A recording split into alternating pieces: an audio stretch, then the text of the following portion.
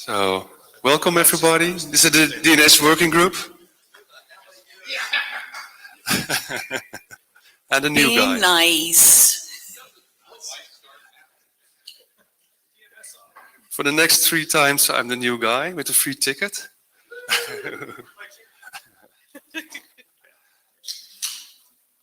That sounds like a personal problem. Yeah. So, Jabberroom, scribe. We asked Dan York for the scribe. The minutes, Tim and Paul in tandem. Excellent, thank you. The note wall. IETF policies are here in effect in this room. Mind well. The blue sheets, please fill them in. Yeah. We have now a beautiful large room, but we want to have that the next time also. And again, so what's on agenda? We know agenda bashing, blue sheets. The document status have been discussed yesterday. You can see that on the slides, but presented by Tim. And so today's previously discussed work, new working group business. So what's on the previous discussed work? It will be the large response by Davy presentation and 3 new working items. Working group, brought to the working group. IVI pointers by Tariq, DNS Zone Digest, presented by Wes, and 7706 BIS by Paul. Good. Any other things? Agenda, everything fine? We go ahead. Okay. And we want 3 minutes. Great. So we have a very strict time schedule. So we asked all the presenters to stay within 10 minutes and 5 minutes for the audience here, for the room, to ask questions. We really want to stick to this 10-5. We want to give everybody the opportunity to present their work and to have some reactions from the room. Okay. And we have Tim as the microphone bouncer. So you're warned. Davy. Yes, this meeting is for discussion, and particularly with the new drafts, we're not going to be making decisions about what we're going to do next with them. We're just trying to the chairs are just trying to get a sense of the level of interest in the work. Yeah, please go ahead. Okay. The time is limited, so firstly I would like to know how many of you have heard of ATR and or read the draft before? Okay, okay. I just brief the document history, and there are 2 versions. The first version is just a simple improvement on the authoritative server, not require any work at the reserver side, and as an experimental document. And I update it after some input and comments, and I add an indicator as a 80-bit in the EDS0 OPD header. That features require this document to become a standard track document. So we will discuss and discuss later whether this is necessary or not. Okay, the background is the background is that the IPv6 difficulties in the fragmentation. There are 2 ways to handle large DNS response: fallback to TCP, or use EDS0 to negotiate a large payload. Or usually there are 2 ways not functioning. We call it a single way. They did not work together, and some publication and some evidence show that there are some severe packet drops. I don't jump more deep into this discussion, but I think more people are more authoritative to me. For me, I just one slide to introduce the ATR mechanism. The intention is to decouple the DCP fallback and the EDS0 and make them parallel work. And ATR adds a function as a module function into the response process in the authoritative server to respond another response with the truncated bit set. So it's very simple and intuitive. Note that there are two parameters need to be pay attention. One is the payload size, and another is the ATR timer. And I discussed these two parameters in the operational part section. So that's just the second version I added. I borrowed some slides from Jeff. He did some, Joe and Jeff did some measurements on how it works and the benefit gain from the ATR. And the general idea is to just jump and get rid of some retrial and cost waiting from the resolver so that they can work in a way to help the packet drop in the middle. Due to the time limited, I cannot go deep.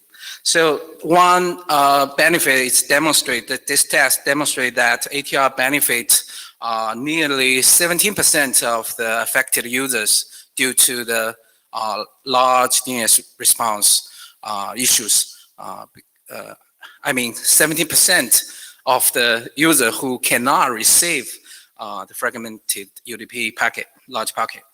So that's the first part, I mean, the 0.0 version of the draft talking about. And the second version, the 0.1 version is to introduce ATR indicator. The intention of that indicator is to distinguish the ATR response in a way from the ordinary truncated response, because some servers may truncate the response at some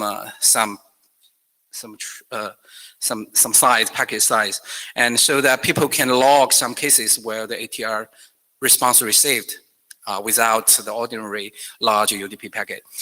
So some problematic name servers can be flagged, and some policy or some tuning can be done on the authoritative server on that name servers. That's the intention of ATR. So I introduced one AT flag bit in the extension header, and that required a standard track document to bring this function. In the document, more discussion I added to answer some questions on how the ATR timer be chosen, and also the ATR payload size. What's the ATR payload size is appropriate for the use, and also some comment and suggestions sent to me about to reduce the aggravateness of ATR, and also some suggestions suggest me that ATR can implement as a daemon, not as a part of our authoritative server, but another thread, another process that can listen to the packet and reply independently. So I do not go each part deeply. You can refer to the draft. So yeah. Next step is do you like the ATR, or do you like ATR indicator with the 80 bit? That's the question I would like to ask you. And right now it's a personal draft. It's not currently belong Dnsop. And I'm not sure it's okay right now for standard track, but I think that the necessity of standard track is only due to the 80 bit involved. So I personally prefer experimental first, because these have already done in my lab and also Epinic lab. So that's all I would like to introduce and ask you. Thank you.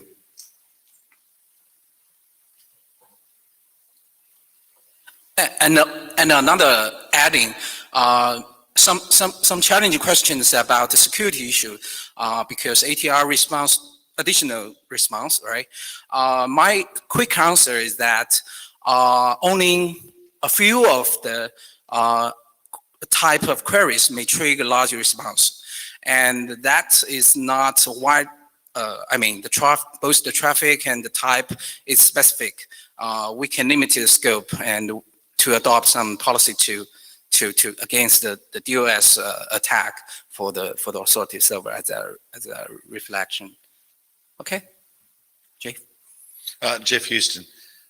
As Davey has said, I actually did some measurement of this at the start of the year.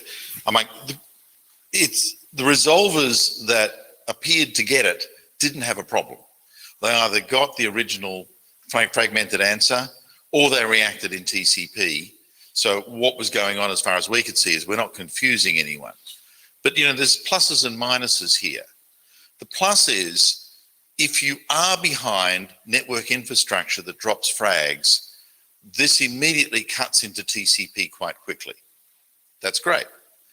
The downside is a UDP DNS source spoof DOS attack now has more packets.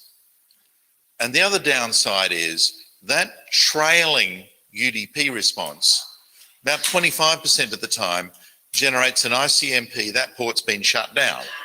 So there's a certain amount of back traffic that comes through. So there's no free lunch here. As you pointed out in the slide, it doesn't do everything. There are folk who sit behind systems that can't do fragmented IP and cannot do TCP. And I suppose at the moment they just don't DNSSEC validate, so it really doesn't matter. So it is a mixed bag. I don't see any point in the AT bit at this point. I think if the working group was going to do anything, and there's a lot more judgment to go, but it really is an experiment at this stage and should be looked at as such and nothing more. We need to gain more experience in understanding how we handle big responses. This is one approach. I think it's actually quite good if speed is what you want. And if you're willing to live with that slightly higher DDoS component. Thanks. Thank you. Hi, this is Onray at ISC. As it became accustomed to give implementers reports. So with my ISC hat on, I don't like the idea, and we do not intend to implement it unless there's like significant move in the environment, and I don't think it should be adopted by the working group. As far as I know, there is a patch implement based on band, but it's not merged yet. Yeah. Okay. Shane Kerr. I would like to address the concern that Jeff brought up about extra packets being sent. So the additional amplification, the extra packet that's being sent is a truncation packet. So it's quite small. So I realize that it can result in extra packets being sent, but also it's in the case where you're already sending truncated packets, right? So this is only activated in the case of large responses. So in the worst case, you're going to send an extra 50% packets, and they will be very small. So I realize it is nothing, but I don't think it's a big problem. And basically, in general, I like the idea. I think it's a pretty lightweight approach, which could make life better for people in a lot of places where they have bad networks. I don't necessarily even think it has to be implemented in the servers themselves. This could be implemented in a daemon that watches traffic and sends the ATR traffic on its own. So if obstinate server implementers like ISC refuse to do it, then there may be other options. Thank you. I close the lines after Jim, right? So first, Mark Andrew. Oh, sorry, and then Jabber, sorry. Mark Andrews, ISC. I actually like this, and I like the ATR bit because the ATR bit lets the client side decide to send smaller EDNS UDP buffer sizes. It can use that to actually tune. Whether this should actually be a bit or an option is another matter, and given that IPv4 as a service is coming to us all very soon, Mhm. if it's not there already, we should be consistent about the size that we're using to tune, regardless of which transport we're using. Because you've got the same issue for IPv4 as a service as in tunnel, as for when you're tunneling IPv6 and IPv4. Essentially, the path MTU discovery issues all reappear for IPv4 as a service. Yes, thank you. And one adding is that I view the ATR is not a widespread, wide deployment for all sorts of server, for all answers, for all queries. I think it provides space for the operator, authoritative operator to do some policy or local configuration on what queries, what type of queries it will trigger the ATR. Okay, thank you. Dan, you first or? Okay, Jimmy. Jimmy Chatia. I think this is a very clever idea and sort of like it in that it doesn't change the protocol basically and it doesn't require change to the client side.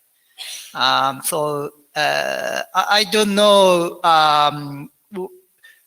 what will be the final conclusion at the working group, but at least I think it's worth discussing. One comment at this moment is that I guess the authoritative server implementer may not, particularly may not the idea of introducing a 50 milliseconds delay because it will make the handling the UDP request stateful, while it's currently completely stateless.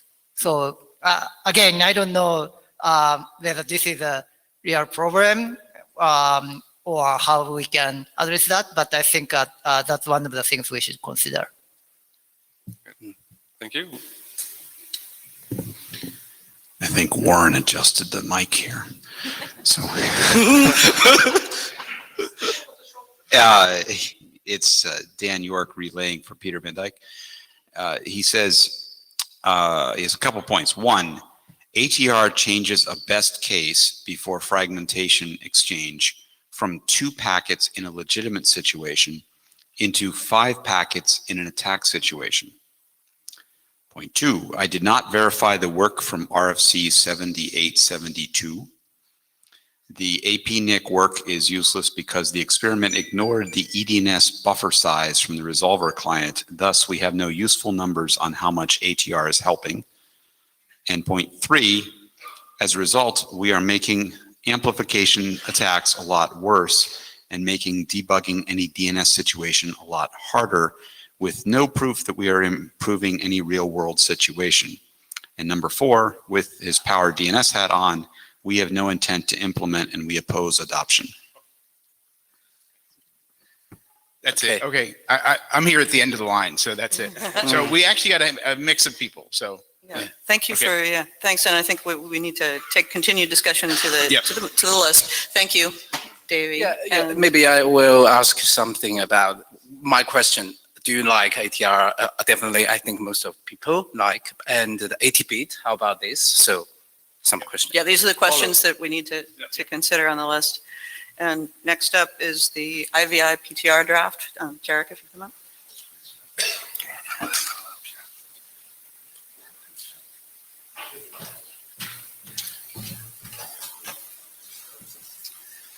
Hi, myself, Tariq Siraj.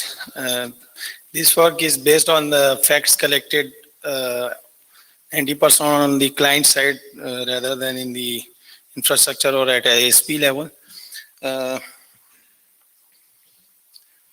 The problem is that the query resolution process is forward lookup and reverse lookup, but there is the broken link that IPv4 cannot be resolved to IPv6 and IPv6 address cannot be resolved to the IPv4 address. I took the Google example as it's very well familiar for me. Said that it has both the IPv4 and IPv6 addresses configured on it. This is the POC, just collected some network traffic on Wireshark. Whenever we pass a query for a reverse lookup for IPv4 to resolve a quad A record, it returns sometimes zero answer, or sometimes it comes up with the RCode 3 error, domain non-existence. This is a simple diagram. I have duplicate, so this is if manually a service is written for client side and it wants to resolve the IPv4 and IPv6 address against the IPv4 address, or IPv4 address against the IPv6 address, then the stub has to implement these two-step functionality. First is it has to look up the reverse lookup for the domain name, and then forward lookup to get the IPv6 address. The question is that the problem is by doing this is that most of the subdomain labels are not similar for IPv4 and IPv6. Actually, they are different most of the time. That's why we can rely on a single domain name, and we have to identify the actual domain name that has subdomain name that subdomain labels that maps to the IPv6 or IPv4 address, especially in the case of CDNs.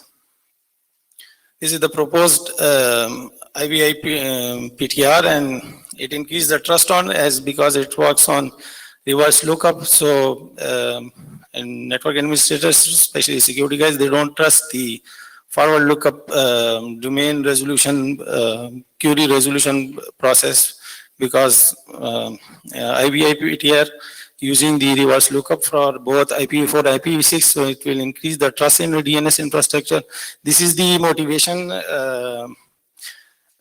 use case, motivating use case. The idea behind was just to, if an organization that has decades maturing its IPv4 security rules in network security components, and it suddenly decide that either they want to test an application with IPv6, or they have just enable IPv6 in their network. So any automation service can be written that can automate the security rules deployment for IPv6 parallel to the IPv4 that has been already matured enough in a network. So this was the motivating use case, and the other use cases are that it can be used to promote the usage of IPv6, as if somebody access FTP server using the IPv4 address, it can be translated into IPv6 and explicitly connected to the client, connect the client to over the IPv6. Similarly, some customized debugging utilities can be written, just like traceroute. It can be it returns the PTR records at every hop, so it can also return the IPv6 along with the IPv4.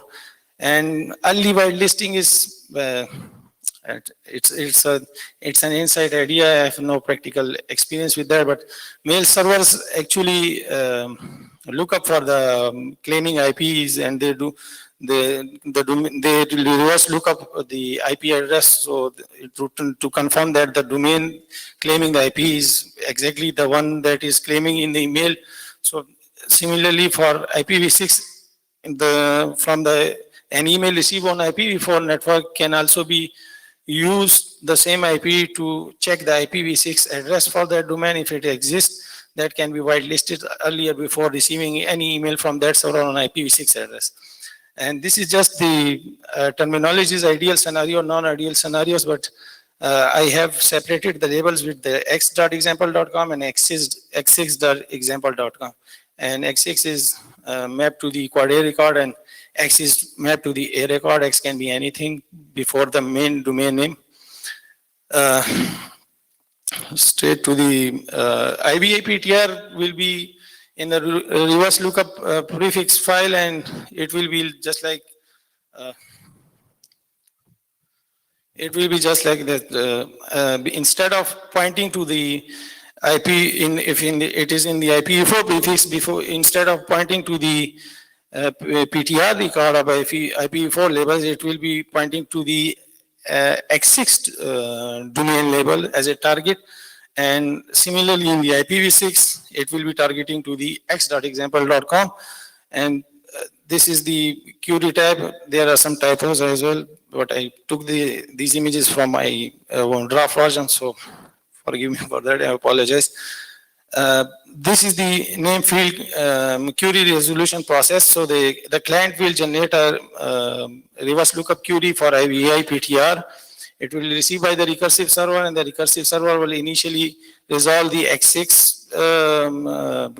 domain name for that has a corresponding quad A record in the forward lookup table or file, and then it will regenerate the forward lookup query process to the authoritative server and receive the quad A record and put the response back into the original query response and send it back to the client. So this is actually the query resolution process for resolving IPv4 into IPv6, and similarly for IPv6, I've written the IPv6 address in a form in a compact form actually, because in real form it will be so long. So I use the double column notation here just for the ease of showing in the diagram there. So these are the two query processing use cases that will be processing through this new IVI PTR resource record, and that's it, if I'm not late too much.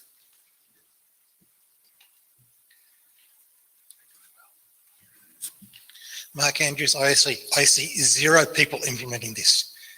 Literally 0, apart from test.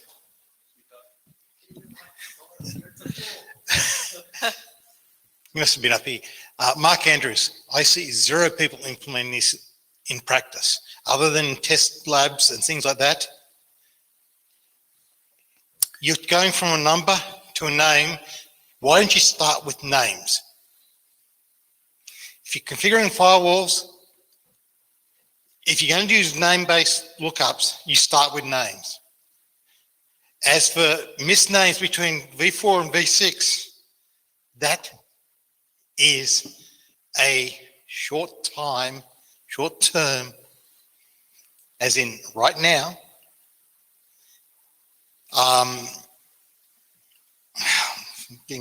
missing the word, circumstance. So that's going to go away.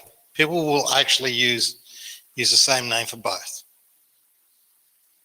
I don't see enough people or any people configuring these records to make it worthwhile to actually do anything. This is Onray at ISC. I appreciate you taking in your work to IETF and Dnsop, but this is a bad idea. You are pushing provisioning problems into DNS. Your example was complete strawman, because what you need to do is to configure the same name for the A and quad A, and this should not be adopted by the working group or any working group and in DNS.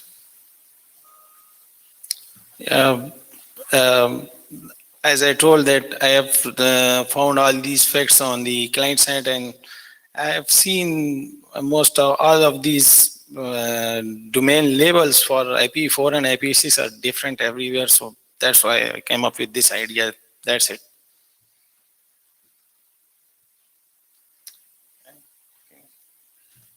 Thank you. Thank you very much.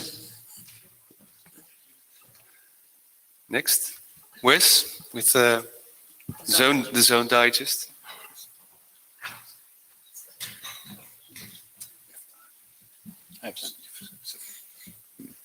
But I can talk really fast. I'm good at it. Okay. All right. Wes Hardiker, ISI. I'm here to talk about draft DNS zone digest. It's in the repository, and we are, eventually considering it for adoption, ideally. The authors list isn't on there, but it's authored by a bunch of people that have all thought of this idea at some point in the past, and we got together, and thanks in large part to Dwayne Vessels, who did a large part of it, pushing it forward, including making most of this presentation. So the quick too long don't read is secure zone files. It adds a checksum to zone files as they're transferred, actually ahead of time, so that you know that you got the complete set and that nothing about it has been altered and all that kind of stuff. As you know, glue is not currently signed, for example. It basically adds a cryptographic digest, and it creates a new zone MD resource record type, preferably secured as well by DNSSEC. We'll get to that in a bit. So motivations and use cases. Right now, root zone and other zones for that matter are spreading beyond traditional deployment boundaries. They're being spread by things like 7706 for low latency stuff, and then ICANN's been using the word hyperlocal root a lot lately in the ICANN circles to pre-populate resolvers with root zone data. My local root project, if you look that up, also does the same type of thing, and we'd certainly make use of this. Some non-use cases. We are not recommending trying it to a couple of things, in particular to .com. It's gigantic and changes very, very rapidly, so it's both, it's both very large and very dynamic. Although there's quite possibly some use cases for some zones that are being distributed in other ways, such as through ICANN centralized zone data service. So why not use, some other signing techniques? Why are we doing something in band? Well, first off, PGP, for example, detached signatures are sort of a pain to manage if anybody's tried to manage them, sending them over. How would you attach a PGP signature to an AXFR, for example? It doesn't work very well. Attached signatures sort of change the file format, so it's no longer a zone file, so you'd have to strip it out before loading it in and all those types of problems. And of course, then, what key do you use? What key do you use for the random zone that you're looking up? That's of course hard to do. And of course, Web of Trust does not exactly work super well either. So also the digest is, marginally even useful even without DNSSEC. It's also a checksum that ends up in the file so that you know that no bits were modified by accident, which actually is probably more likely to happen than attacking a lot of the time. And it's unlikely that name servers would also ever include PGP directly in their code base, where they already have DNSSEC already deployed in the name servers themselves most of the time. So here's a real quick simple example, very simple example dot name. There is no .com. I almost misspoke. You can see the new record in blue. It's basically contains the SOA number, and the 2 is a algorithm type, and the rest is a SHA-256 blob. It does not do a few things, as I mentioned. It's not designed for large zones, and it's also not designed to do rapid dynamic DNS updating. You can use it for things like for offline signing, and you can use it for things like online signing, but every time a change is made to the zone, it would have to completely re-sign the whole file. We are not proposing a way to say, incrementally update a hash. That in theory could be done in the future, but we're just doing a hash of the whole thing. So if you add a new record, you have to resort and then start over from scratch and recreate the hash. In terms of the amount of time it takes to not to create a SHA-256 hash of a given zone, Dwayne has produced this wonderful graph, which is in log scale, zone size on the bottom, and time in seconds on the top. And you can see some interesting markers along the way, including the root zone is about 0.2 seconds, .accountant is about 1 second, space is, it looks like about 8 or 9.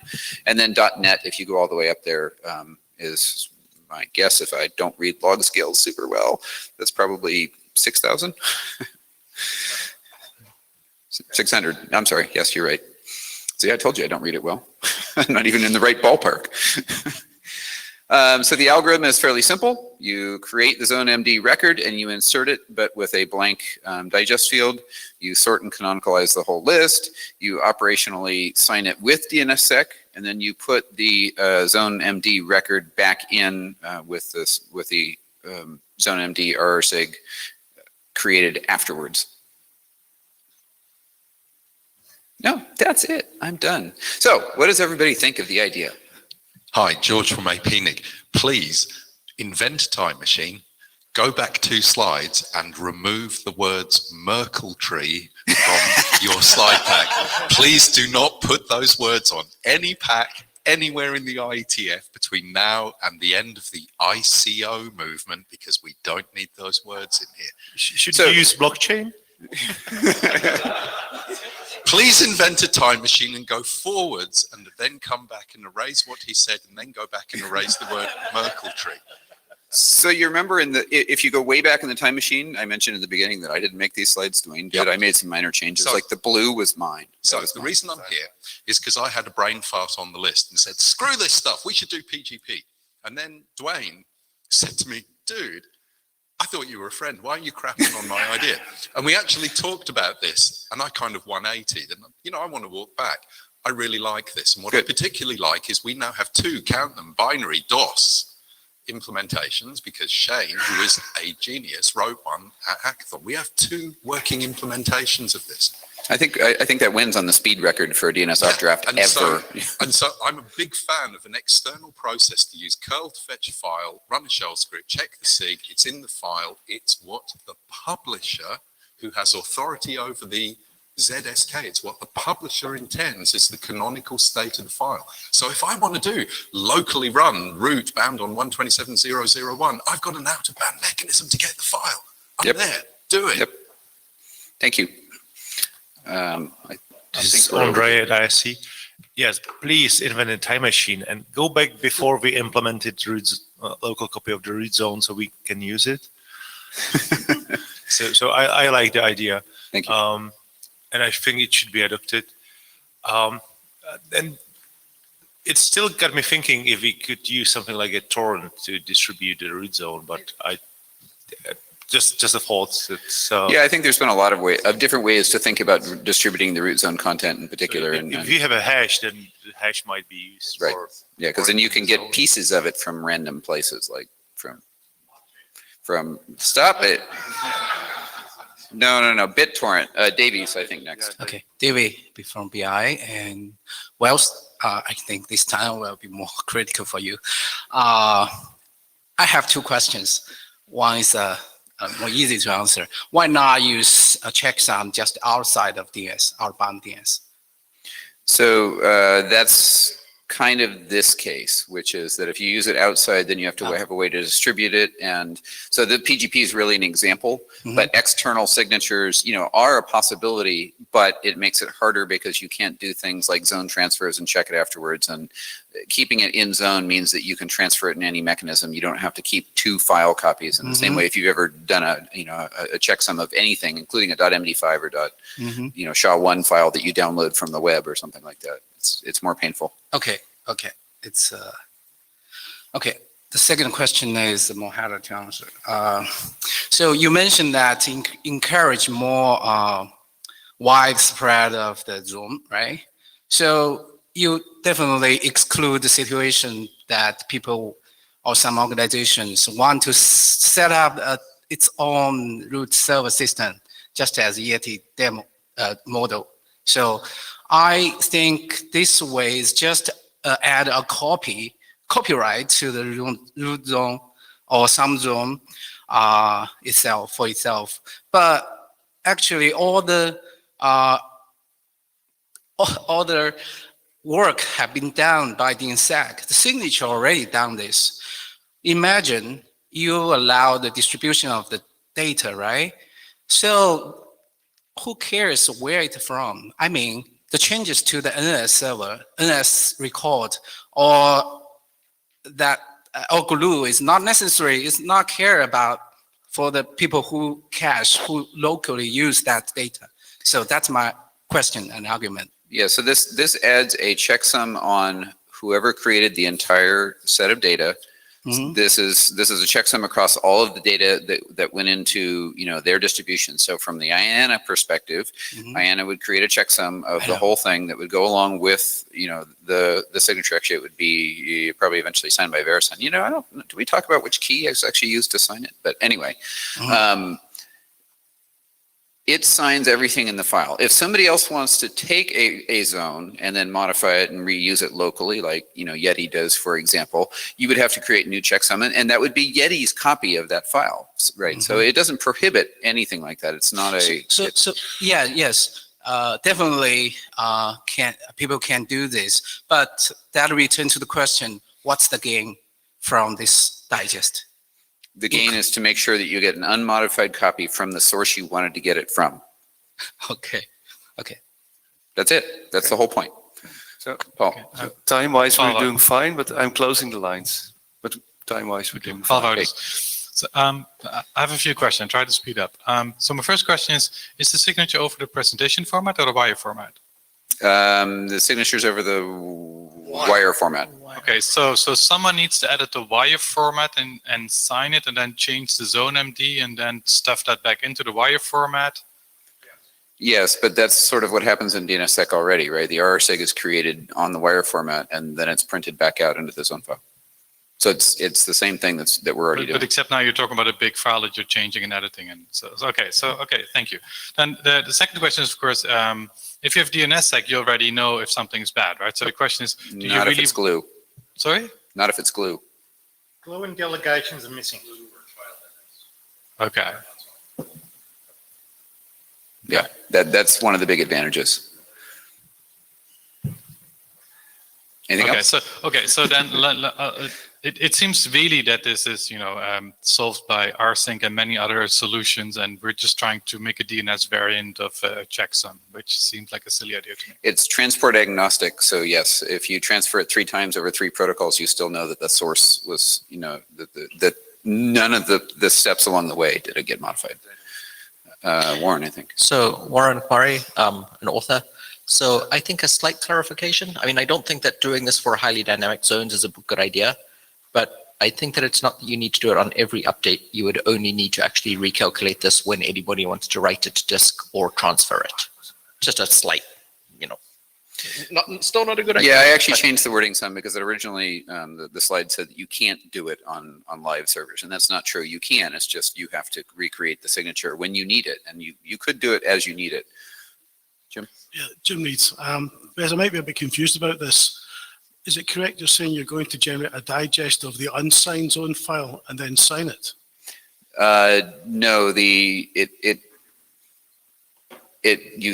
my recollection, I have to go back and read the draft. You sign it, then you go in and you sign the rest of the zone. Then you go in, create the checksum, insert the checksum, and then re-sign that last record. Cool. Okay, thanks. Thanks. Mark? While the concept here is nice, as I mentioned on the list, it is possible to do something extremely similar and support dynamic update. You take the hash over the NSRO set and any glue or any data below it and have a collection of them. And have a what of them, I'm sorry? You have one of them for each delegation point. One hash per delegation point? You have a hash that covers a delegation point and everything below it. That schema will work with dynamic update because you're only hashing small chunks that you're changing. If you insert glue, you update that hash record.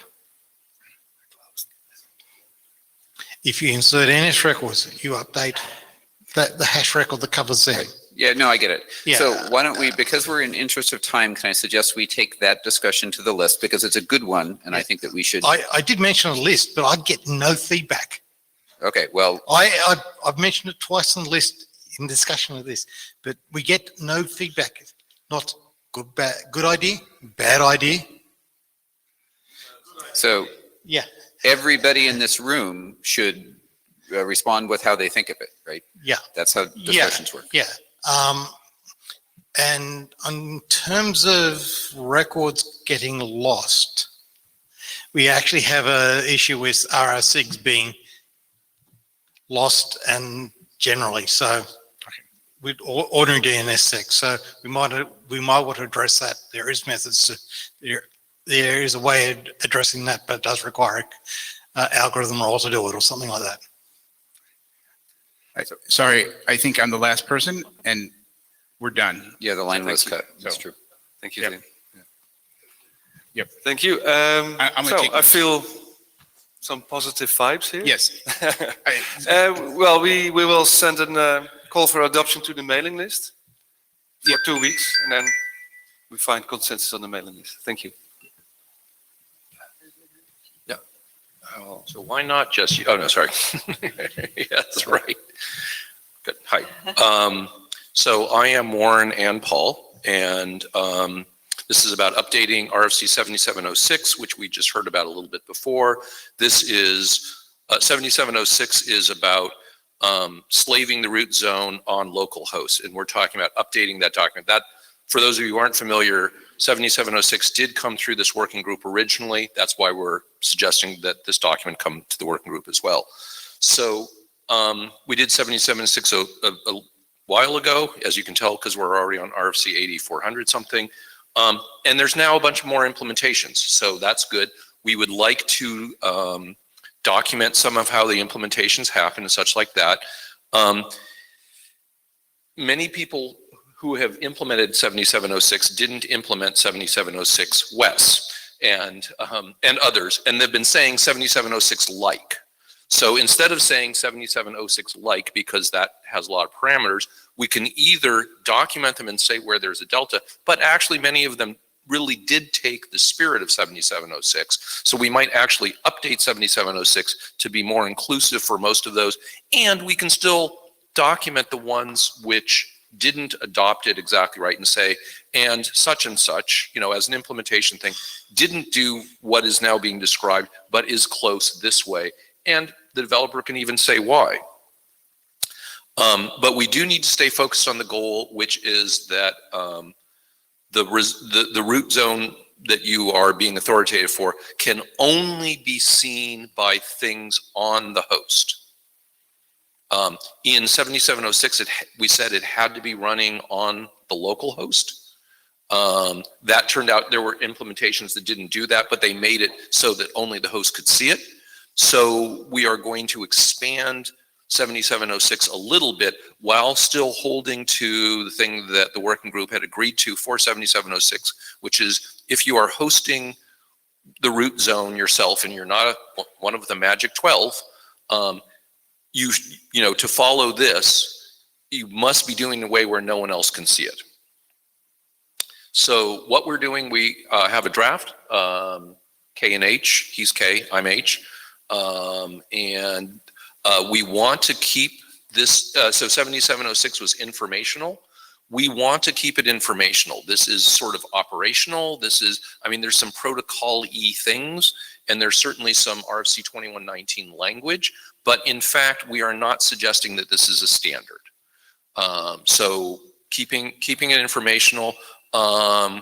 Again, we're hoping that the working group adopts it, because that, if not, it's going to get really tricky because Warren has to find some other AD to sponsor it. But also, for those of you who were around a few years ago, you'll remember there was a lot of really good discussion for 7706 on the mailing list. It wasn't just a, oh yeah, this is fine. We really did have some good theoretical discussions of why are we doing this? Is this bad and such? And with us possibly expanding the scope a bit, it would be good to have the same, well, not the same discussions, to have the same people being very interested. Thank you, Andrew. So how we're doing it, we've already put out the 01 draft. So we updated the requirements from root server must be local host, which some of the people weren't following anyways. They were being 7706 like. And we said the current wording is root servers must only be available to resolvers on the same host. So that is an actual expansion, and people may or may not like that.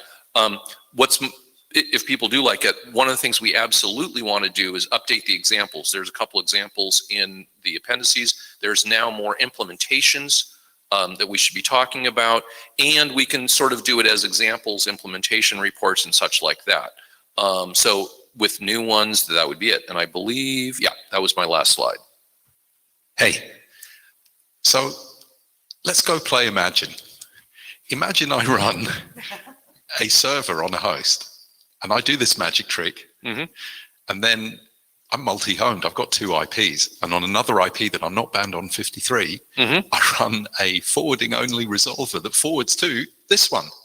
Am I breaking the rules? Because that other resolver, it's an open resolver and I'm serving the world, but all my queries go to the other one on the same host. Am I breaking the rules? That is a question for the document. So I would hope that the answer is not that you're breaking the rules, but don't allow that, really. I'm sorry, but what if I had 3 IPs and the one down the road asked the question to the one locally, which asked the question to the one bound on the host? So, well, don't apologize. That sounds fine. We can talk about that in the document. Are you saying that we shouldn't do this because that might happen? I don't know. I'm Or not are you just 100% sure where I'm going with this, but it feels like you're trying to constrain a moment that is more observed in the breach than the observance. It feels to me like you can't really apply the constraint. You can wish for it, wishing and hoping and dreaming, but it's not going to happen. Okay. Shane, sure. Shane Kerr. So one thing that I think has happened in the interim since this was published is the aggressive NSEC caching, which I think reduces the temptation to set up such a server. So why? Because I'm hearing a couple people here have the same question. Because all of your cache misses will be answered negatively by your local resolver without having to go After you've asked all, at this point, 1,020, so however many questions. Well, but again, one of the reasons for 7706 at all was to preserve privacy. You know, it's not to protect the root zone at all. It's to preserve privacy, keep questions local. And so if you pull the root and you essentially are preloading your cache for NSEC, then none of that leaks out. I agree there is some motivation. However, for performance, memory constraint issues and things like that on the resolver side, I think the motivation is less. So maybe I'll send some text with a short description of that. Yeah. Sure. And we can actually change the motivations of the doc too. If it becomes a working group document, all things are open. Bad idea, Ferry. Andrew Sullivan. Same thing. Yeah, whatever. Probably true. So since I am the bad idea fairy, I got up here because I don't really understand why we care if hoping and wishing and all the rest of it isn't going to happen. Like, so you document the technique, you show how this is going to work, and then if people do weird things, well, the notable lack of protocol police once again comes to our assistance. Right. We have fairies, but not police. Right. So, so who cares? I guess I don't understand the George worry did, but yeah. I think Wes was first. Okay, fine. Wes first. Okay, so Wes Hardiker, ISI. The purpose of the IETF is to document, one of the purposes, is to document what people do on the internet. This is now being done multiple places on the internet as 7706-like. It's sort of a pain in the neck for those of us doing it to document it because we have nothing else to reference. So it would be better if we had a standard way that we all agreed upon. Therefore, I am definitely in favor of this. Thank you. Thank you. Ray Bellis, ISC. I actually don't care in the slightest about that restriction on it being same host only, loop back, whatever. Don't care. For me, the important thing that this gives is validatable root answers. It gives a local mirror of the root zone that resolver can still validate and get back to the AD bit and say, I know that. Because anybody can mirror the root zone or slave the root zone from any number of XFR servers. But if you do that with the default bound configuration, you won't get the AD bit back. Right. So yeah, it doesn't matter where it's running. I personally actually prefer to run these on separate systems for maintainability purposes. And I don't think we actually said that in 7706, so that might be something that we add. Well, we said we set you up in a way where that would happen, but I don't think we actually said. Certainly the appendix, which I think Warren originally wrote, showing how to configure bind with the views, right, is essentially the only benefit it actually gives is giving the validatability. Right. The validation of the root zone. But some of the other implementations, if they see that as a motivation, might then do the right thing. Yeah. Dan or someone else? With Tim, I close the line. Yeah. This is on Ray ISC. I actually feel even more stronger than Andrew and Ray. I don't understand why it's wrong. You don't understand why it's wrong to provide the root zone to the board, because it wouldn't be queried by the others unless specifically configured, and if it's DNSSEC validated, it will give the correct answer. So what's wrong about it? Okay. Dan? So I am relaying for Peter's basic. As far as he knows, all major resolvers decided not to implement 7706 directly and ended up with something a little bit different. So update is obviously necessary. I support adoption. Iman? Lars Lehman here. I just wanted to comment that as soon as you have a local copy of the root zone, the AD bit becomes, I wouldn't say irrelevant, but it becomes questionable. So you will push the validation onto the end system somehow. You can replace the key with a different key and say, my local community should use this key instead. And then you can also modify the content of the root zone. So validation is kind of iffy here in my view. And just keep in mind that it doesn't work as intended with the large zone, because you can change the keys in a local community. Yeah. Excellent. And I now close the mic line. So unless you can say for or against in 5 seconds. Okay. Nope. Good. We can take it to the mailing list. So, but it sounds like there's some interest in chasing this down. So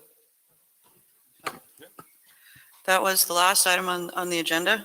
We want to say thanks everybody for the discussion and for the presentations, especially for trying so hard to keep to time. We really appreciate that because we want to make sure everybody gets their say. We will take further discussion back to the mailing list. Thanks everybody for your time, and we'd like a brief round of applause for our new working group chair.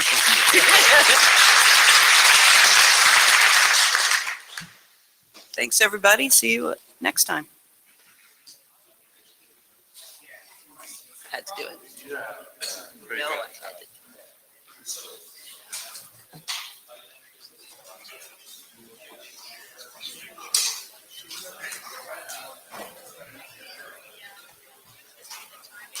Oh, and we have both blue sheets. Anybody who didn't sign the blue sheets, they are up here.